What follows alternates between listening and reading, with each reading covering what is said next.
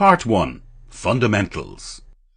With so vast a subject, it's indeed a difficult task to summarize in a few hundred words what I consider the most basic ideas of which those who seek a true understanding of metaphysics should now concentrate. I shall do what I can in the shape of 3 fundamentals. These fundamentals are self-observation, definition of aim, detachment. The purpose of true metaphysics is to bring about a rebirth of radical psychological change in the individual. Such a change cannot take place until the individual first discovers the self that he would change. This discovery can be made only through an uncritical observation of his reactions to life. The sum total of these reactions defines the individual state of consciousness, and it's the individual state of consciousness that attracts the situations and circumstances of his life. So the starting point of true metaphysics, on its practical side, is self-observation, in order to discover one's reactions to life, reactions that form one's secret self, the cause of the phenomena of life.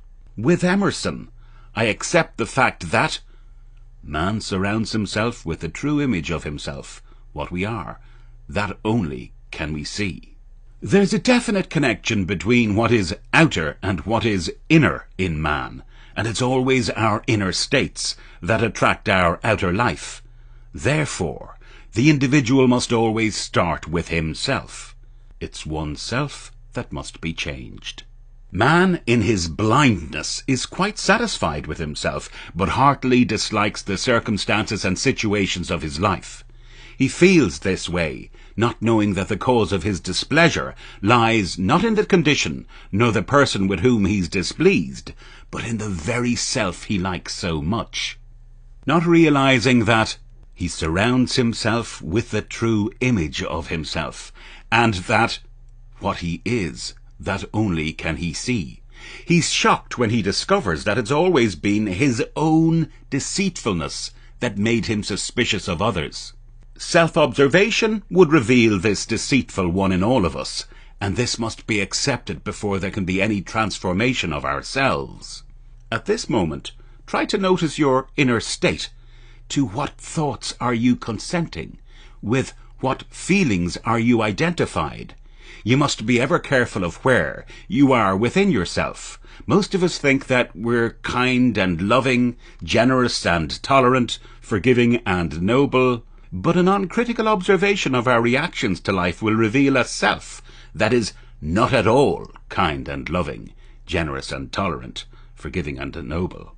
And it's this self that we must first accept and then set about to change. Rebirth depends on inner work of one's self. No one can be reborn without changing this self. Any time an entirely new set of reactions enters into a person's life, a change of consciousness has taken place. A spiritual rebirth has occurred. Having discovered through an uncritical observation of your reactions to life a self that must be changed, you must now formulate an aim. That is, you must define the one you would like to be instead of the one you truly are in secret. With this aim clearly defined, you must, throughout your conscious waking day, notice your every reaction in regards to this aim.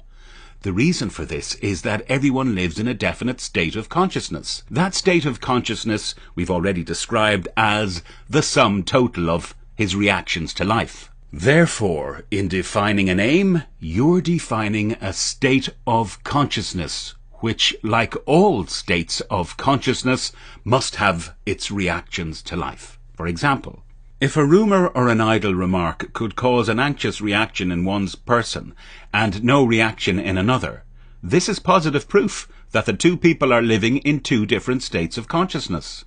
If you would define your aim as being a noble, generous, secure, kindly individual, knowing that all things are states of consciousness, you can easily tell whether you're faithful to your aim in life by watching your reactions to daily events. If you're faithful to your ideal, your reactions will conform to your aim, for you'll be identified with your aim and therefore will be thinking from your aim. If your reactions aren't in harmony with your ideal, it's a sure sign that you're separated from your ideal and are only thinking of it. Assume that you're the loving one you want to be, and notice your reactions throughout the day in regards to that assumption. For your reactions will tell you the state from which you're operating. This is where the third fundamental, detachment, enters in. Having discovered that everything is a state of consciousness made visible, and having defined that particular state with which we want to make visible, we now set about the task of entering such a state. For we must move psychologically from where we are to where we desire to be. The purpose of practicing detachment is to separate us from our present reactions to life and attach us to our aim in life. This inner separation must be developed by practice. At first, we seem to have no power to separate ourselves from undesirable inner states, simply because we've always taken every mood, every reaction as natural and have become identified with them.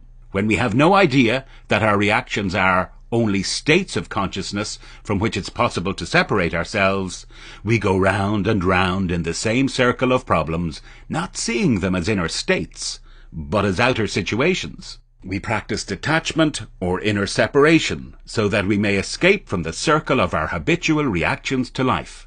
That's why we must formulate an aim and consistently notice ourselves in regard to that aim.